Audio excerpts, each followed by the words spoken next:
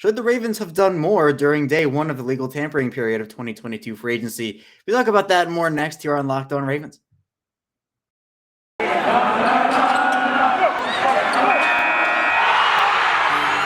You are Locked On Ravens, your daily Baltimore Ravens podcast, part of the Locked On Podcast Network, your team every day.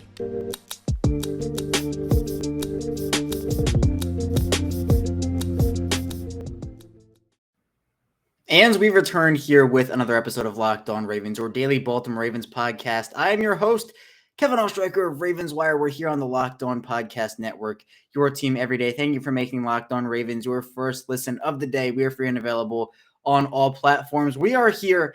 It is Tuesday, the day after the first day of the legal tampering period for 2022 NFL free agency. And there's a lot to dive into, for sure. Definitely from a Ravens perspective, also from a whole league perspective. There are a lot of things to talk about today. In the first segment, I do want to talk about just a recap of it. We can talk about a few of the signings that did happen across the league. If the Ravens should have done more, and what I mean by that is that they should have done anything because they really didn't do anything. And then in the second segment, I want to kind of look ahead to what day two has in store potentially for the Ravens, what they could do, who's still available, etc. In the final segment, I do want to take a look at some mock drafts on Twitter. So a jam-packed episode today. A quick note, though, this is actually kind of a milestone for me here on Locked On Ravens, as this is my first time using the virtual background. If you're on video form on YouTube, you might have noticed that, like my ears are kind of going away a little bit or my hair's turning gray. Well, that's because I took a little break / vacation. It's important to kind of take those, especially in this industry where they sometimes are very few and far in between. There are no breaks here on Locked On Ravens, though. This here today is my 677th episode of the show consecutively. I've not missed one single episode since I started taking over the host duties here in August of 2019.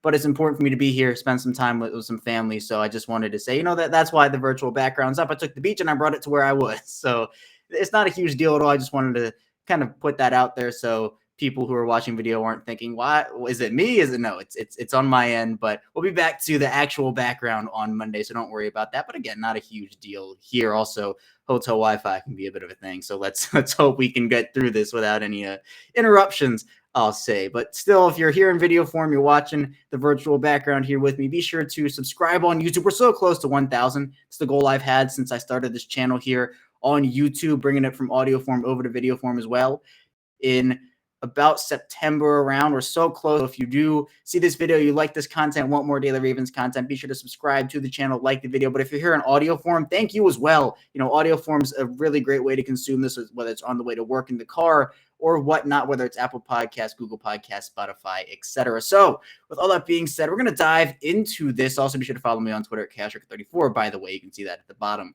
in video form, and the Locked On Ravens account at Locked On Ravens. But let's talk free agency. Now, of course, teams can't make deals official with players until the legal tampering period is over. The new league year begins. That is Wednesday at 4 p.m. Eastern time. But we kind of previewed it yesterday where I talked about some of the moves the Ravens could have made. If you want to see that episode, you can go check it out. I personally think it was a great one.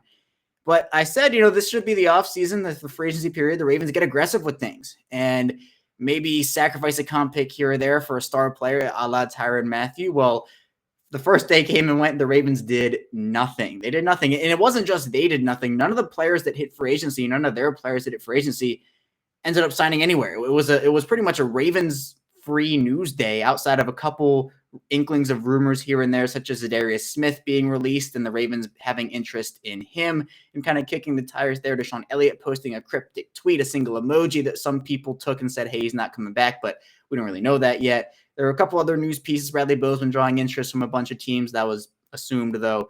But yeah, I don't know. I feel like what happened in day one, I'm content. I'm okay with the Ravens not doing anything. But I don't think that means they can all of a sudden sit back for this first week and be like, oh, okay, we're going to let like half the free agency pool sign, then we'll go and we'll take the seconds and the thirds and the fourths. I don't think that's how that should work. The Ravens, I stick by my point that they should be aggressive here. They should go out there and get players that they know can help their roster in a big way immediately. And the reason I am a little bit more content with this is maybe opposed to if more top-end talent had gone off the board, is that the top-end talent is still there. Not all of it. There were a bunch of really good players who signed on Monday, but Tyrann Mathieu still available. Bobby Wagner still available. Chandler Jones still available. I look at it as, for example, let's look at the Christian Kirk deal that he got from Jacksonville, right? Would you be content with the Ravens spending that much money on a Christian Kirk type player, whether it's a wide receiver or another position? Christian Kirk, very high upside player, had some really nice moments in Arizona, but are you paying him, what was it, $17 million per season, could go up to $21 million per season for Christian Kirk? I'm personally not doing that, or a Christian Kirk type player. The Ravens have done this over the course of their franchise history too, especially recent seasons where we talked about it. They have kind of let the market play out a little bit. They'll make one or two signings here or there. I talked about Za'Darius Smith. Jarvis Landry was cut. Michael Pierce was let go. There are other players now on the market who could fit the Ravens in multiple different ways.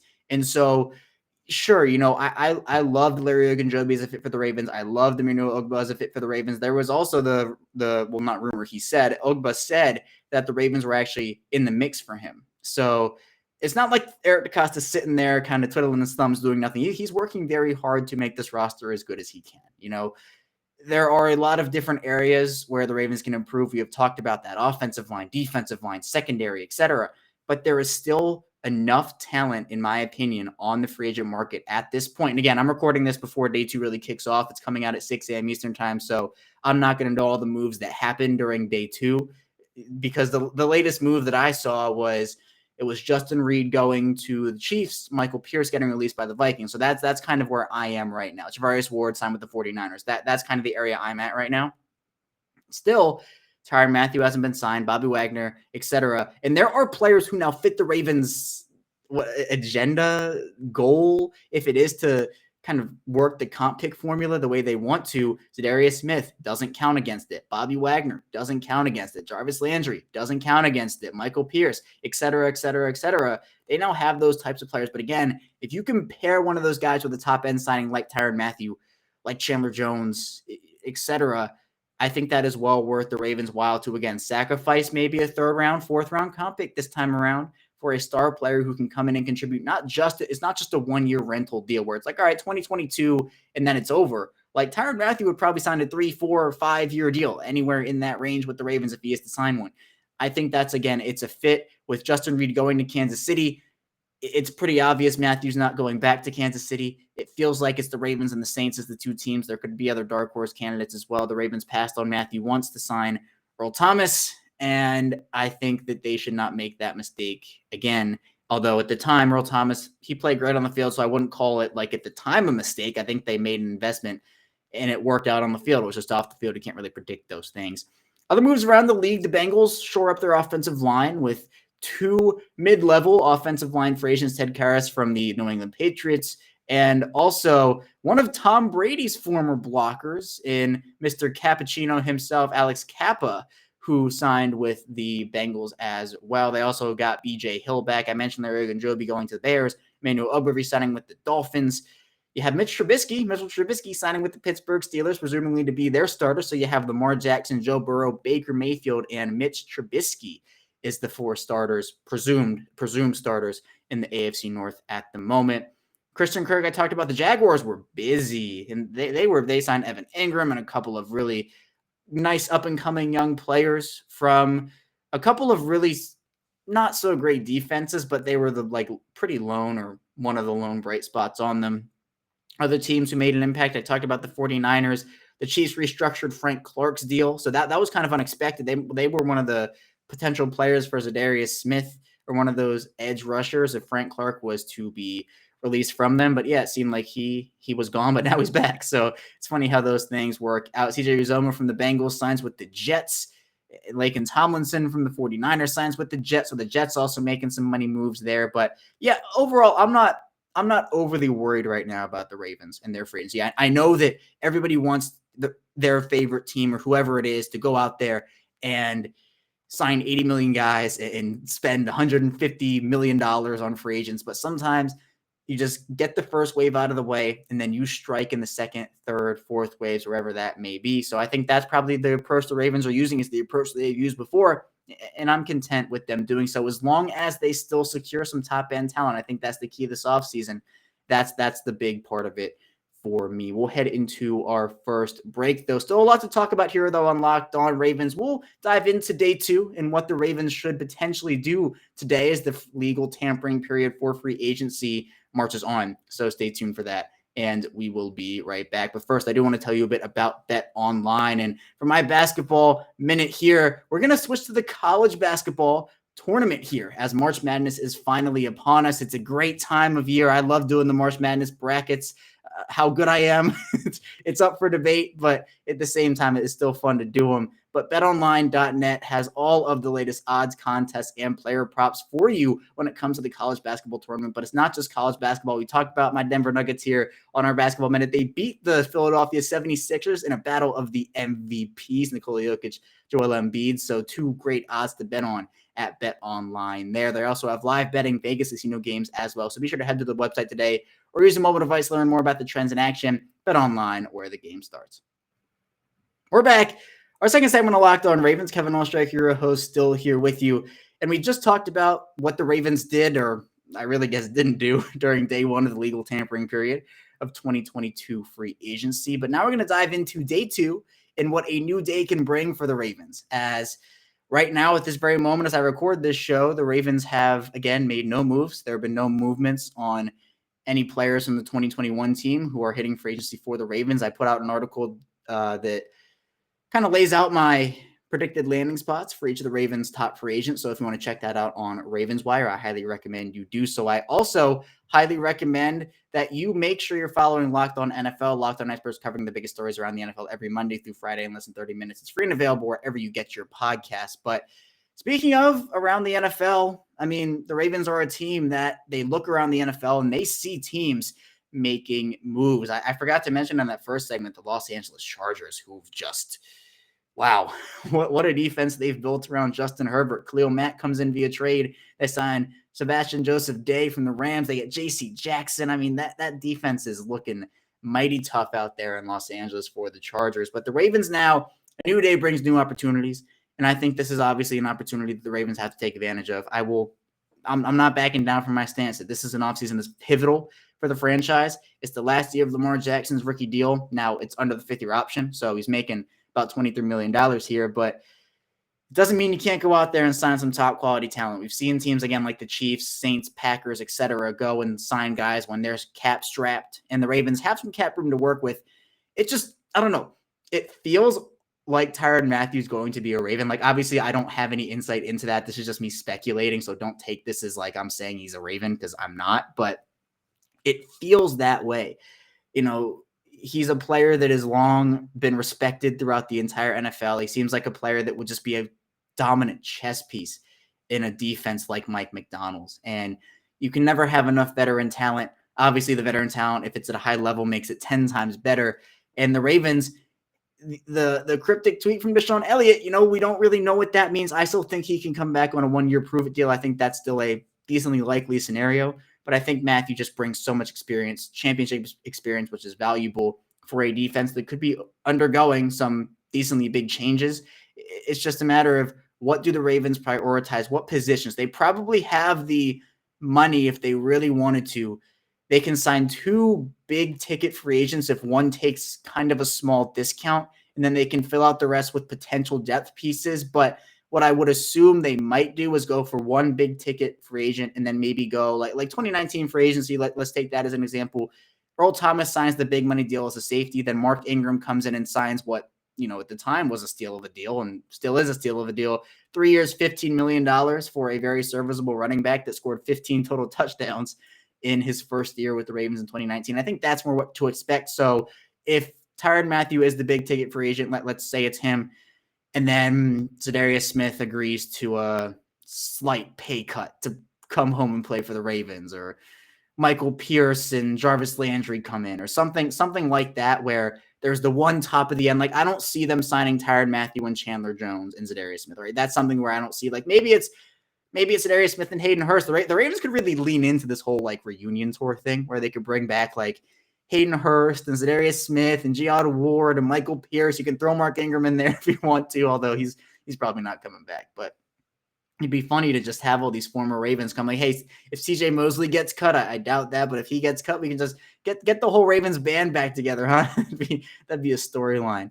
But it seems to me like obviously the offensive line is a key area of concern for many people. We have talked about that time and time again here on this show. Well, the center market is all but dried up outside of one. You might have heard of him before, Mr. Bradley Bozeman himself.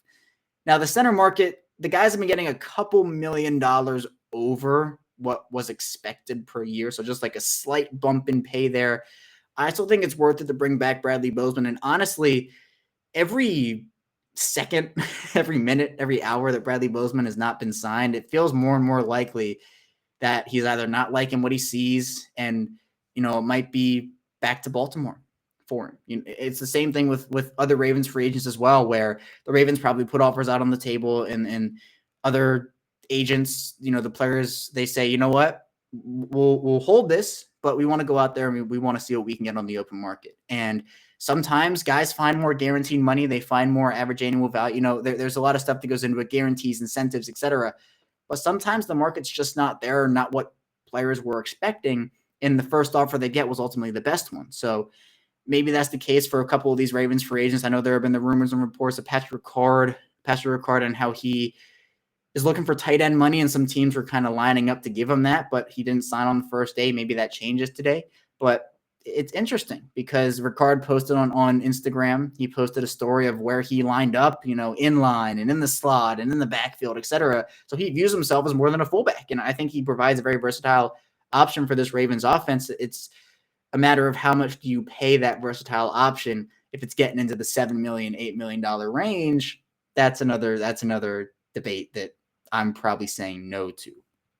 Anthony Averett, I still think he's not. I think the likelihood of Bozeman coming back at this point is probably more likely than Averett coming back. I don't see Sammy Watkins coming back. We talked about that yesterday, though. There's still a lot of quality outside free agents, though, that the Ravens can sign. We talked about Matthew. Bobby Wagner is still out there. We talked about him a bunch. I still think that's a phenomenal fit. Won't cost a compensatory pick. Justin Reed is off the board outside of Matthew. There's still Marcus Williams at safety, Marcus May at safety. So quality free safety options. It seems like the Ravens are looking for a true free safety, that ball hawking ability that they missed not having Earl Thomas on the field for them, and that one Ed Reed provided for many, many years for them from the safety position in general. From offensive line, we talked about the centers, Bradley Bozeman. That's really the guy at this point. If Bradley Bozeman doesn't come back, I'm not spending money at the position. I'm waiting for the draft from the Ravens, to be honest. Offensive tackle, Trent Brown, Morgan Moses, two guys who could be serviceable right tackles. Brown will most likely cost a bit more than Morgan Moses. I think Moses could be a nice 2-year stopgap option if the Ravens don't really trust the health of Juwan James, or they don't want to play Patrick McCary there. But maybe the whole plan all along was to just use Patrick McCary for a year while they develop somebody or look for a star. I think La'el Collins will still be a great trade piece. It's likely that the Cowboys release him if they can't find a trade partner. If that's the case, guess what? No comp pick attached. You got to weigh that. I think that's a really interesting thing you can look at. On the defensive line, Akeem Hicks is still available. Ogunjobi's gone, but I think that Hicks would be a nice piece for them. In the secondary, J.C. Jackson is gone. So I think for corner, we talked about the safeties, but for corner, Dante Jackson from Carolina, I've always liked him as a player coming out of LSU, and it seems like he could be a great option. Oh, wait, actually, back to the defensive line, Derek Barnett is another piece who I think would be a really good fit for them. A defensive end hasn't necessarily put it all together yet in Philadelphia, never really did. It seems like Philadelphia is pretty okay with moving on. They signed Hassan Reddick, who was a target for me for the Ravens, but Barnett's probably moving on. I think that could be a very solid option for Baltimore.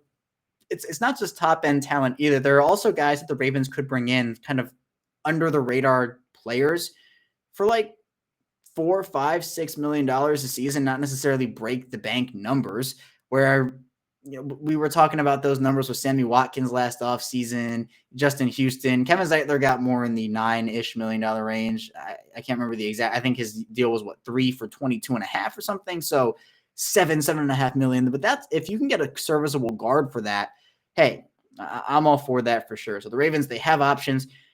Again, this is a big day for them, though, because we're going to start to see more and more talent. I'd be shocked if nothing again happens from a Ravens perspective. It'd be too quiet. Like there is Ravens quiet that I think people have become accustomed to. And then there is too quiet where it's like, okay, Day one, it was like, all right, I'm cool with the Ravens not making a move, just feeling out the market. Day two, if nothing happens again, then it's like, what's the plan here? There could be a great one, but I'd be a little more curious to find out what that plan is.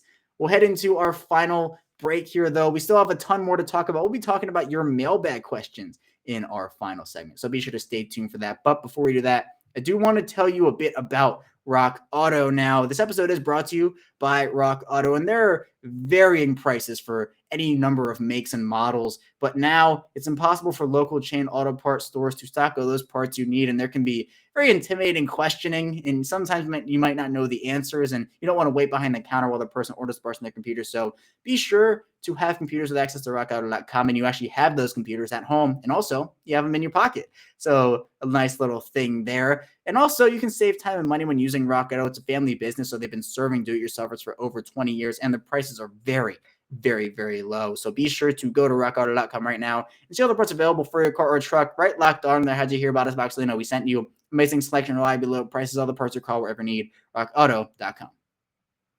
We return our final segment of Locked On Ravens here on Taco Tuesday. Kevin Oestreicher, your host, still here with you. Day one of the legal tampering period of free agency in the books. Day two kicking off here, and we'll be continuing throughout the rest of this day. And hopefully the Ravens make some moves. But let's talk about some more moves the Ravens could make, but not in free agency. Let's talk about the draft a little bit. Now, we're going to get a better idea as the days go on about the Ravens and what they could do during the draft as they sign players. And be sure also to check out our next episode, as we are going to be answering your mailbag questions. If you want to submit your mailbag questions, I put out a tweet late last night. You can comment those down below, whether it is draft related, free agency related, etc. So do that, and also make Locked On NFL Draft your second listen of the day with Ryan Tracy and former NFL cornerback Eric Cracker, as they bring the NFL Draft to life every day with insight and analysis on college football prospects and NFL front offices. It's free and available wherever you get your podcast. But let's look at mock drafts. Let's look at mock drafts now, because we still have a ton to get through here. I greatly appreciate everybody who does submit these, and I'll try to get through as many as I can here in this final segment. So let's first start off with a mock draft from Jermaine Johnson and Alec Pierce to Ravens, who picks Jermaine Johnson at pick 14 for Baltimore. 46 is Travis Jones, defensive lineman out of Connecticut. Cole Strange, offensive lineman from Chattanooga, is at 78. Alante Taylor, corner from Tennessee, is at 102. Matt, while Lions go, the tackle at 107 from North Dakota. Jojo Deman, the Nebraska corner at 116. Otito Ogbonia, UCLA defensive lineman, 125. Neil Farrell Jr., LSU defensive lineman at 140. Tyler Beatty, running back from Missouri at 141. And Chig Okonkwo, 193 in round 6. So a duo of Johnson and Travis Jones, I think, is very, very good. And then you also get the Cole Strange and Matt Walesko tackle and guard combination, or Cole Strange should probably be coming out as a center. But he says, aside from missing out on DBs, I'd be really happy if the Ravens landed something like this. D-line gets way younger with Johnson, Jones, Adito, and Farrell. Pick up 2 quality offensive linemen, develop JoJo would be very cool hybrid guy from McDonald, plus speedy pass-catching running back and an H-back. So yeah, my thing here is this mock draft, I think, makes a ton of sense if the Ravens go out and sign a Morgan Moses or a Trent Brown, because you're getting the quality tackle depth that you need. But then with Waletzko, you can do the developmental track for him instead of saying, hey, you're competing for a starting job right now and you're starting against Myles Garrett right now. That could be a little bit dicey. But I think that if the Ravens, they can pull something like this off where they do get a quality piece in Jermaine Johnson, get younger on the defensive line with him and Travis Jones. There are 3 defensive linemen here. I think that might be one too many. I'd probably go 2. Now, I could see 3 if the Ravens just don't do anything on their defensive line in free agency. I don't see that happening. But overall, the needs are really filled out here. Like, maybe instead of a defensive lineman, I'd take a safety, like a safety at 125 or a safety at 140. But other than that, there's the top prospect, there's the depth, positional value. I think this is an overall very solid mock draft overall.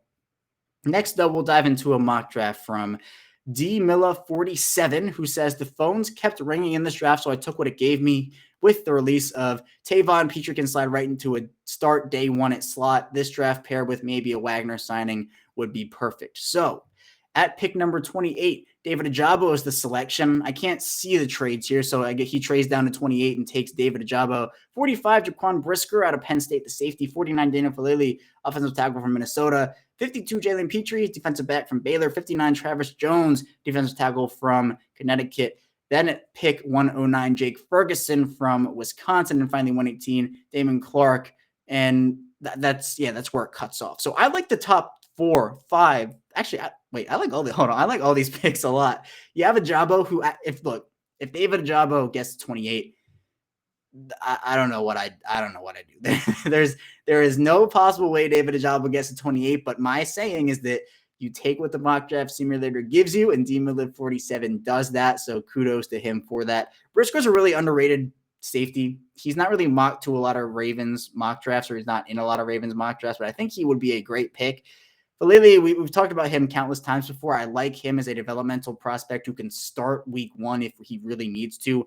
Reminds people of a little bit like an Orlando Brown Jr. type deal. I think that'd be great. Petrie's a do-it-all player, can line up in a lot of different areas on the field, then getting defensive line depth with Travis Jones and tight end depth with Jake Ferguson. I mean, this is it hits on the needs. There's not necessarily, well, at least in the first 6 picks here, there's not a do-over. I mean, Brisker and Petrie, yes, they're both defensive backs, but I think Petrie kind of plays a much more unique role, though Brisker can do his fair share of things as well. So I like this mock draft a lot.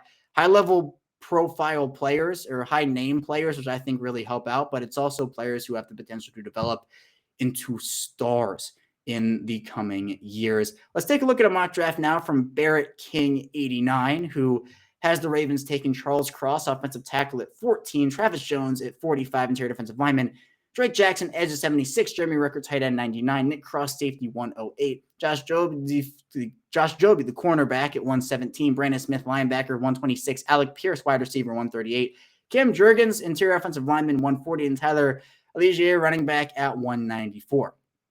I love Charles Cross at 14, and I think it gives the Ravens a lot of options to work with as they go through the rest of their draft.